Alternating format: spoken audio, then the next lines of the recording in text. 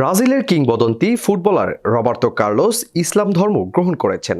এমন জল্পনা কল্পনার জবাবে স্পষ্ট করে ব্রাজিল কিংবদন্তি জানিয়েছেন খবরটি সম্পূর্ণ মিথ্যা। তিনি বলেন, ইসলামের প্রতি তার গভীর শ্রদ্ধা রয়েছে, কিন্তু নিজে ধর্ম পরিবর্তন করেননি।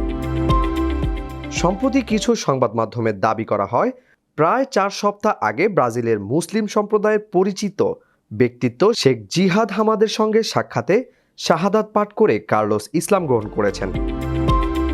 একই সঙ্গে তার বিয়ের অনুষ্ঠানের ইসলামী রীতিতে তোলা কিছু ছবিও সামাজিক যোগাযোগ মাধ্যমে ছড়িয়ে পড়ে।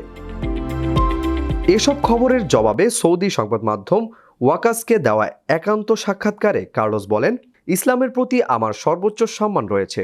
স্ত্রীকে নামাজ পড়তে দেখে আমি খুশি হই, কিন্তু আমি ইসলাম গ্রহণ করেছি এমন গুজব সত্য নয়। মরক্কো ব্যবসায়ী সোহাইলা তাহেরির সঙ্গে তার বিয়ে হয়েছে। কার্লোস জানান, অনুষ্ঠানটি একক ধরনের ছিল না।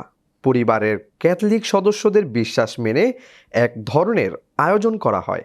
আবার স্ত্রী ও তার মুসলিম বন্ধুদের জন্য আলাদা ইসলামী রীতির অনুষ্ঠানও রাখা হয়। তাদের পরিচয় গল্প সাধারণ নয়। 53 বছর বয়সী এই সাবেক লেফট ব্যাক জানান, ফুটবল সংক্রান্ত এক ব্যবসায়িক বৈঠকে তাদের দেখা হয়।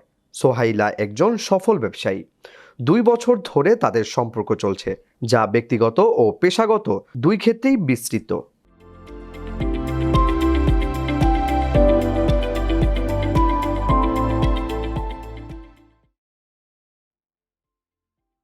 ইউএফটি ফার্স্টের সাথে ট্রেড করুন যে কোনো জায়গা থেকে।